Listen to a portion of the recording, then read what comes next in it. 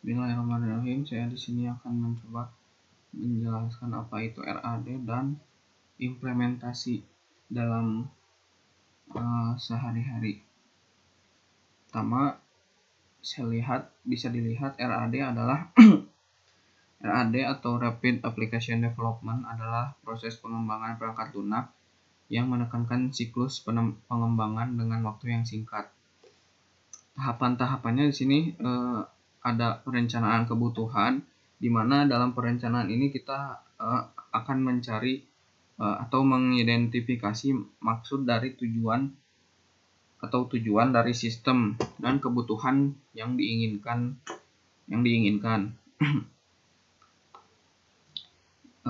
Yang kedua, desain sistem, di mana setelah teridentifikasi kebutuhan pada sistem tersebut, maka dari sini kita akan membuat mulai dari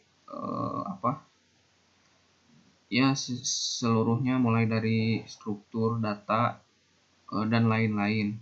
Kemudian ada proses pengembangan dan pengumpulan feedback.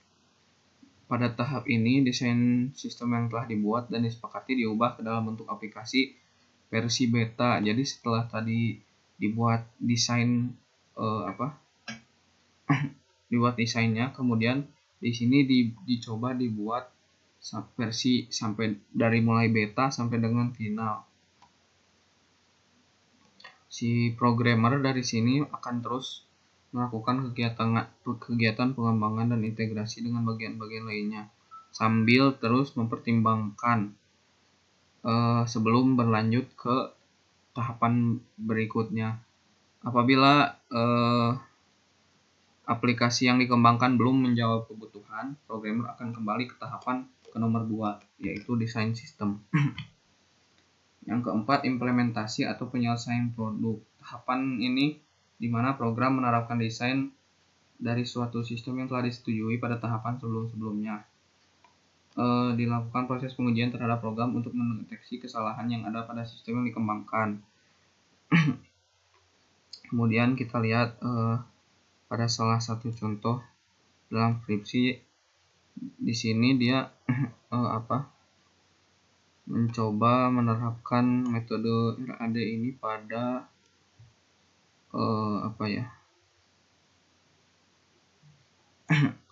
kepada perusahaan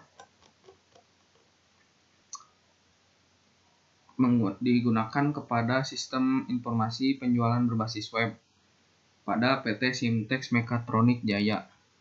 Kita lihat. Nah, ini kan dia dituliskan bahwa dia menggunakan metode RAD, mulai dari perencanaan, terus perancangan sistem atau desain sistem yang tadi. Kemudian di sini dia langsung melakukan implementasinya.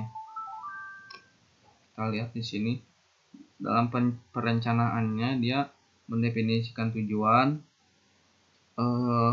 kemudian mengumpulkan data.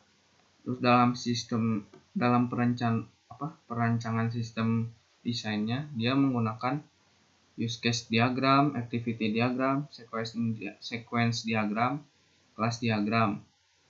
Dan implementasinya ya tentu saja coding dan mulai testing aplikasi.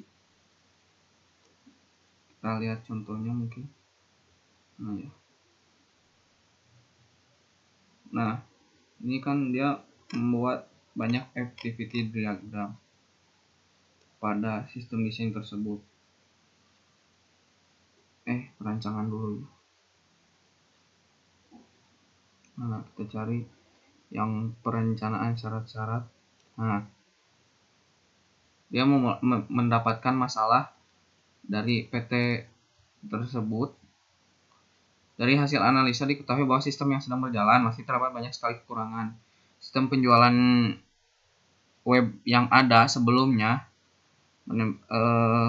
berbasis web manual, seperti dengan cara menempel brosur di tempat umum, door to door, dan dengan cara menelpon instansi yang kira-kira membutuhkan hardware-nya, sehingga berakibat pada kurang meningkatnya angka penjualan hardware. Jadi masalah di PT tersebut adalah itu. dan penyimpanan data di PT tersebut masih belum terkomputerisasi. Si penulis pun memulai tahapan analisanya masih pada tahapan pertama.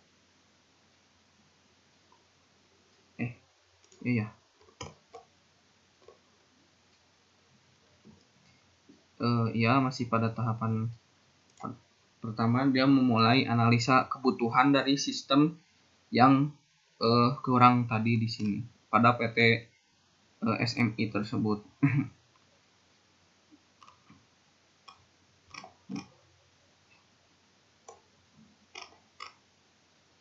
Nah, dia kemudian pada tahapan kedua yaitu sistem desain. Pertama dia membuat use case diagram.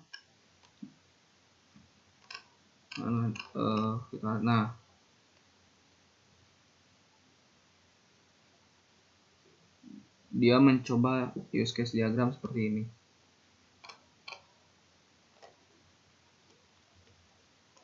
Paling segitu kemudian kita menuju kepada tahapan pengodingan.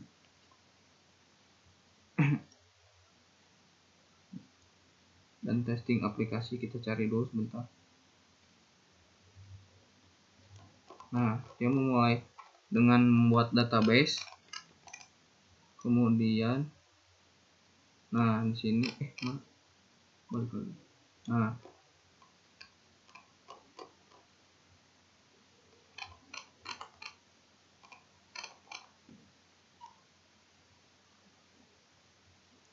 sampai kepada desain interface aplikasi atau software sistem pemasaran yang akan dia gunakan.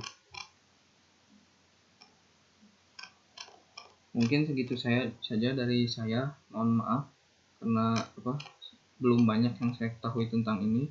Terima kasih. Assalamualaikum warahmatullahi wabarakatuh.